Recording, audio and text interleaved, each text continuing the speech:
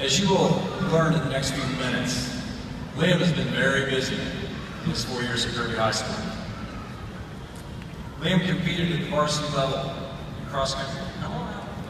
Pictures on my phone. Liam competed in cross country, track and field, and swimming. He earned 12 varsity letters. He competed at the state level all 4 years. During athletics, he displayed great leadership, serving as the team captain in 8 different seasons. You would have started in 6th grade. Did you get another? His talents are not just on the competitive field or surface. Liam also is into the performing arts. He served as the drum major his senior year, earned a letter in marching band. He decided to expand his performing arts by becoming a puppeteer involved in 2 drama productions at Kirby High School. At one point, he was the horse in Cinderella. He was a troll and a dragon in The Hobbit. So, Liam was also elected class president his junior and senior year. Through that endeavor, he earned 2 letters for student council. A member of the National Honor Society, academically, Liam finished in the top 5% of his class. This earned him an academic letter and the Medallion of Knowledge, which for those who are in the audience is pretty special. He achieved the designation Kansas Honor Scholar, Board of Regents Scholar, and received the President's Education Award for Outstanding Academic Excellence. In case you lost count, Liam earned 16 letters during his 4 years at Kirby High School.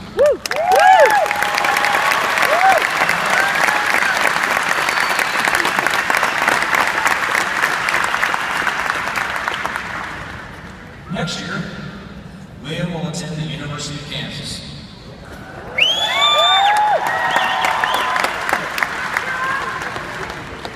He'll pursue computer science. In the fall, he is also a recipient of the Self-Engineering Leadership Fellow Scholarship and the Crimson and Blue Scholarship. Liam was also admitted to the KU Honors Program. He plans to continue his running career, trying out for the KU cross-country team. As I mentioned, he will major in computer science to ultimately become a software engineer. Ladies and gentlemen, Liam Ormiston.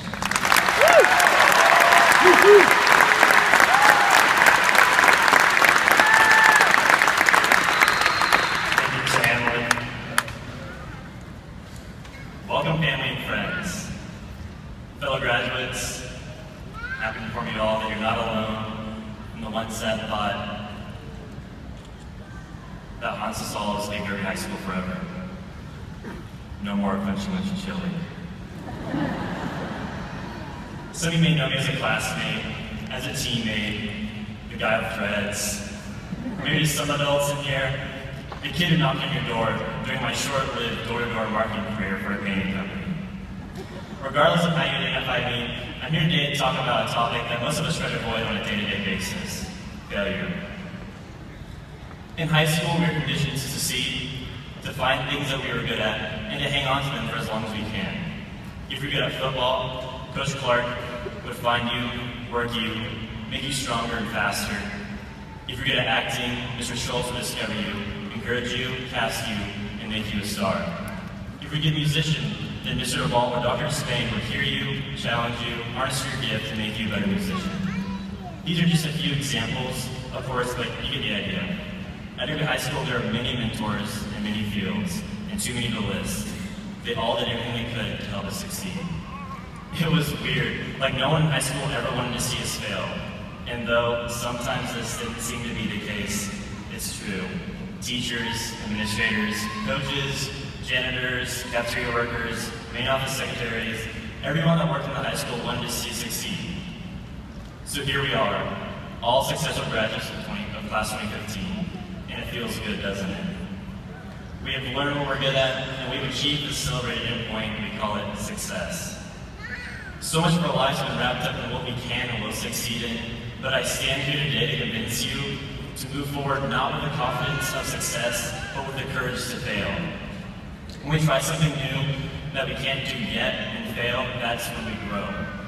As many of you know, I'm a runner, and when I started my freshman year at Derby High School, it was my goal to run a 4-minute and 22-second mile, breaking the school record by 1 second as a freshman.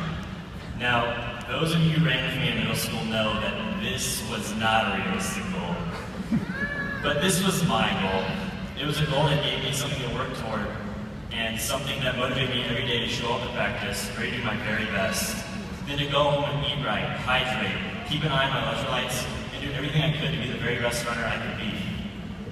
No, I did not run a 4:22 mile that year, and to some that might look like failure, but I accomplished great things along the way.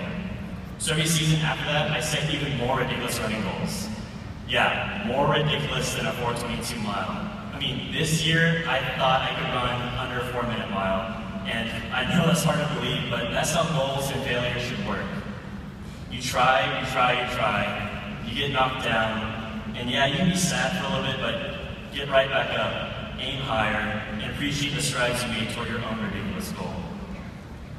From this point on, no one will be as dedicated to seeing you succeed as your teachers and staff at every high school were.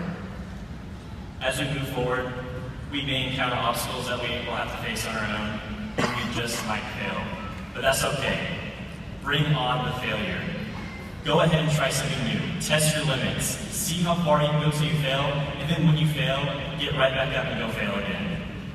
You see, success is limited. It only motivates you to do what you did that exact same way again. But when you fail, it motivates you to get better. If there's something you think that you'll definitely fail at, then I encourage you to try it. Because if you only do things you thought you could do, then you never do things you thought you never could do. As we leave here today, I encourage you to fail, to move forward, to think outside the box, and to get out of your comfort zone. There's so many different things to see and do in this big, beautiful world, so go get busy and do it. In the words of Cat Stevens, if you want to sing out, and if you want to be free, because of a million things to be, you know that there are. Thank you.